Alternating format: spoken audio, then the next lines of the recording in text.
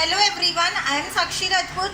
Welcome to my M2 classes with a new chapter Vector Calculus.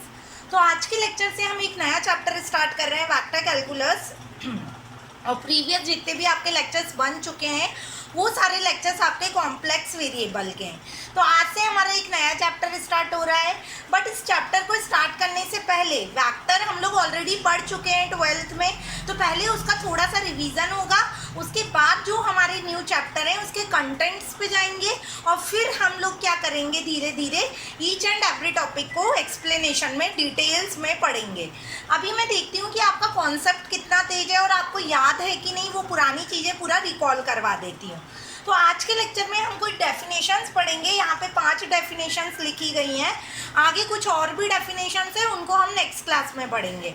तो इस definition में सबसे पहली डेफिनेशन हम लोग देखते हैं।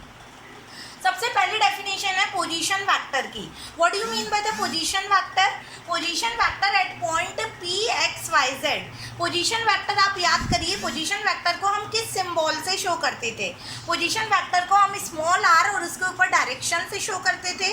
और पोजीशन वेक्टर एक्स आई प्लस वाई जे प्लस जेड के, ये किसी भी पॉइंट की पोजीशन को बताता है।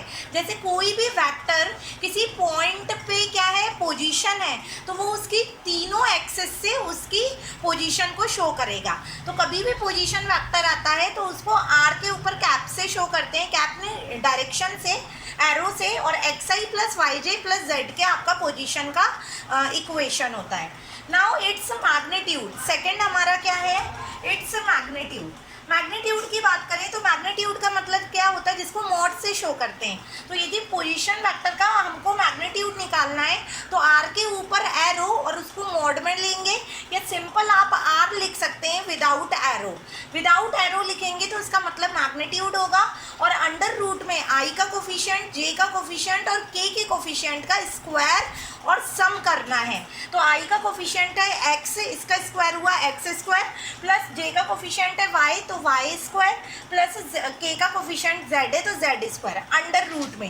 That is called the magnitude, या इसको मॉड भी बोलते हैं। नाउ थर्ड डेफिनेशन की तरफ चलते हैं, constant vector. What is a constant vector?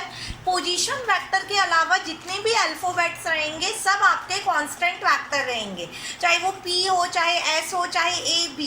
तो यदि क्वेश्चन में कभी कांस्टेंट वेक्टर आता है कि लेट अ कांस्टेंट वेक्टर, या आपको एक कांस्टेंट वेक्टर लेना है, तो वैसे हम किसी भी अल्फाबेट को उसके ऊपर एरो लगा सकते हैं। जैसे मैंने ए लिया है, ए के ऊपर एरो, और कांस्टेंट वेक्टर होता है a1i plus a2j plus a3 के, वेयर a1 a2 a3 कुछ नहीं होते हैं, कांस्टेंट्स हो सकते हैं। नाउ चलते हैं हम लोग फोर्थ, हमारा सबसे अच्छा टॉपिक डॉट प्रोडक्ट। डॉट और क्रॉस प्रोडक्ट।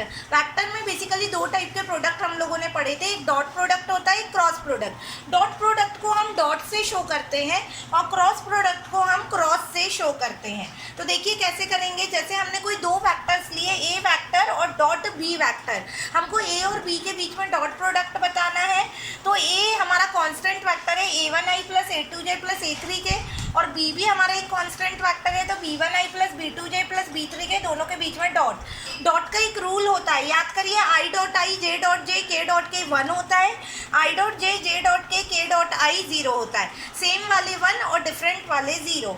तो यहाँ पे आई डॉट आई क्या हो जाएगा, 1, I dot J 0, I dot के 0, तो a1 b1 आ जाएगा, सिमिलरली a2 b2 आ जाएगा, और सिमिलरली a3 b3 आ जाएगा।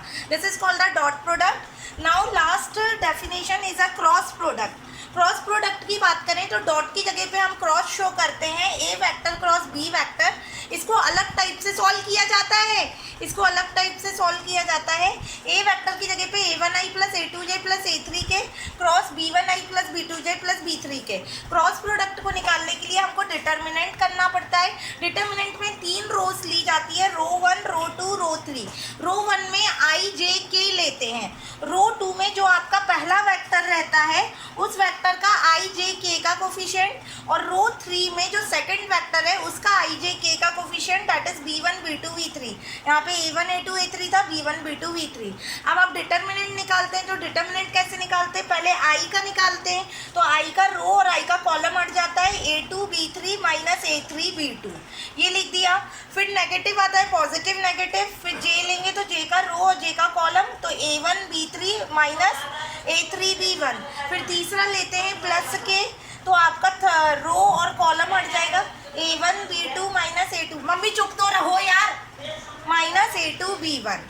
तो फाइनली यहाँ पे हमारा ये लेक्चर खत्म होता है जिसमें हमने 5 डेफिनेशंस पढ़ी। अब हम मिलेंगे नेक्स्ट लेक्चर में और डेफिनेशंस के साथ और फिर धीरे धीरे आगे बढ़ते जाएंगे। Thank you so much.